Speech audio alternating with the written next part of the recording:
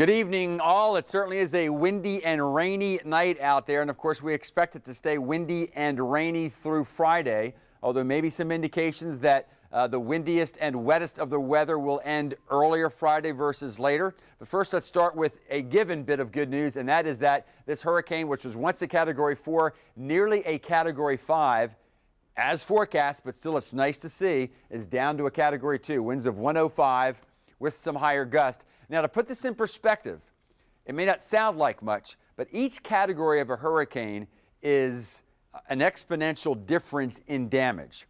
In other words, a Category 2 is going to have 10 times the amount of damage potentially as a 1. Or we could go the other way, that a Category 4 had 10 times more the damage of a Category 3, and then on down to 2, and so on and so on. So still powerful, but even already now, nothing like the hurricane it was at 3:10 when it moved ashore there on the southwest Florida coast. We will get a new cone of concern in tonight at 11 o'clock.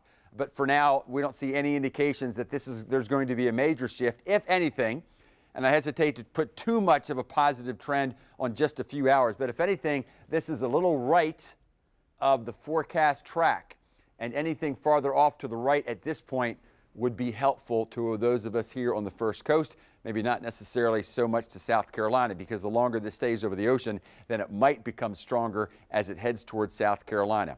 But again, with more confidence that it is going to go by us as opposed to come right up the coast. None of this is a given. We'll keep a close watch on it. We're still talking about a lot of energy out here. There's something else I want to look at that forecasters here on the weather team that we're noticing. We've talked about some dry air could get into the system. In fact, it's really been part of the forecast that it's going to weaken significantly, and it certainly has, and that trend will continue to weaken significantly because not only is it over land, but there's a lot of dry air, not just at the surface, but up to about 15 to 20,000 feet over the southeast that the very hurricane, because it's so strong, has actually pulled into it. Notice how more of a curvature, but even here we're beginning to lose some of that curvature, but still pretty symmetrical to the south, to the east, to the north, and even to the northwest. But if you look at trend here, you can see this is an infrared satellite picture, but it becomes almost flattened there.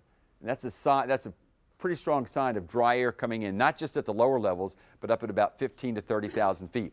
Now, the reason that's significant, and it probably makes sense, at least as far as, okay, it's drier, so less in the way of rain, although there's still a ton of rain on the way, but also drier air is going to cause evaporation within the system. That's going to cause cooling, and this is a heat engine. So again, that's adding to the fact that it's over land.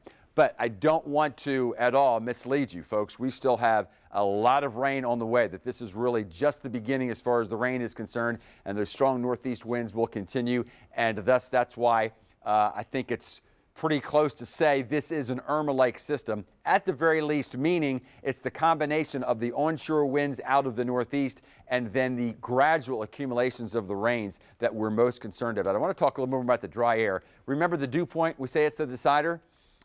These dew points continue to drop, and because of the hurricane, pulling that dry air actually into it. Now, the northeast winds are trying to bring in the moisture, the warmer air off the ocean, but even at Mayport now, surf temperature is 81 degrees, and yet the dew point at Mayport is 69, Palatka 68 degrees. All of this is helpful. I'm not saying it's going to put an end to the flooding threat at all, but I'm saying is it could keep the numbers, well, actually closer to what we've been forecasting. So here's what we think will happen. The dry air is going to continue to get wrapped into the system. Notice how it becomes very what we call asymmetrical. In fact, almost like looking like a frontal system, which is why I've drawn it this way. Okay, so what does all this mean? This really just supports pretty much our forecast, folks, that if you've been with us over the last several days. So the highest risk of flooding because of the heavy rains, because of the onshore winds, that's going to be with tonight's high tide at about 1 a.m., and we'll break it down for you whose high tide is where.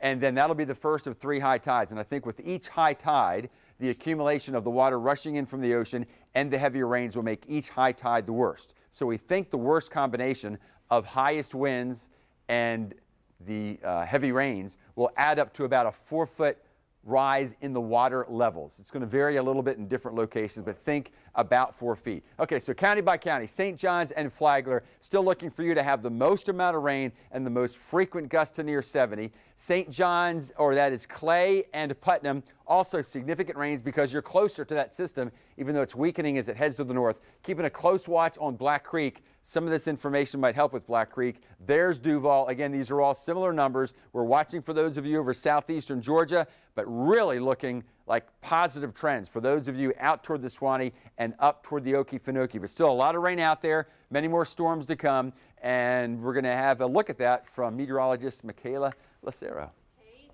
Thank you. Yep, and you were just talking about the Black Creek River. So let's talk a little bit more about what that looks like. So this map that we're looking at here, this is for the North Fork of the Black Creek River near Middleburg. So this is an area where we have a lot of residential homes. Here's what I want you to watch out for. So we did just get an update saying that we do have a flood warning for that area. And this is a map of from the National Weather Service that shows where the river's been and what it's forecasted to do. So here's where the river has been for the last several days at about just a little over 2.5 feet. Now it starts to get into flood stages around 11 feet. Now here's what we're forecasting from the National Weather Service. It is getting close, dangerously close to major flood status. So if you live along the North Fork of the Black Creek River, be aware that we are expecting some significant flooding from that area over the next couple of days. All right, let's talk radar and talk about where this storm is and where it is going to be going. So satellite and radar, a big picture of where Hurricane Ian is right now. It's still moving into areas like Tampa and just to the north of Port Charlotte. It has moved out, at least the heaviest rain has moved out of that area. A closer look, places like Sebring. That's an area that's getting very heavy rainfall right now. Fort Meade as well, seeing some a good amount of moderate rainfall. Getting closer to our area, I want you to notice, yes, we're seeing rainfall, but it is nowhere near the rainfall rates that many of the areas in South Florida are seeing. So a closer look at some of our areas. We're going to go county by county here. So we've got Flagler County, Putnam County here, and we're seeing widespread showers and isolated pockets of that heavier rainfall. Not seeing a whole lot of thunder and lightning along with this, so that tells us that there's not a ton of that energy that we need to get severe storms. So no thunder and lightning, but still a good amount of rainfall. Now, even though it's not necessarily heavy rain that we're seeing, it's been steady rainfall all day long today. So that is something that's going to influence the flooding threat. It's the steady rainfall that we've been seeing. Into St. Johns County, places like St. Augustine, World Golf Village. St. John's getting just a tiny break from the rain, but there's more on the way. Nocatee, Durbin as well, seeing widespread showers, and that's really the story. Duval County, Jacksonville, Mayport, Oakleaf, Baldwin, showers across the region. A few breaks here and there. Nassau County, dry for now, but more rain is on the way. Our far western counties, it's been a pretty quiet day for you. Columbia County, portions of Baker County as well. Union, doing okay for now. Haven't seen a whole lot of rainfall or a whole lot of accumulation. Same goes for many of our counties in southeast Georgia, Charleston County, Ware County as well. Places like Brunswick, Folkston, Waycross, doing okay. Still cloudy. There's still rain on the way, but haven't seen a ton of accumulation.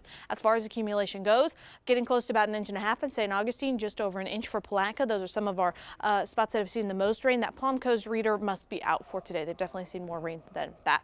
Current wind speeds right now coming from the north, northeast, anywhere from about 25 to some spots 44 miles an hour. Those winds are very strong, and these are sustained winds. When we talk about wind gusts, even worse than that, 56 miles at Mayport, 38 at St. Augustine, Keystone at 29, Palatka feeling winds at about 31. So let's do a quick recap of what we're going to be seeing for tonight.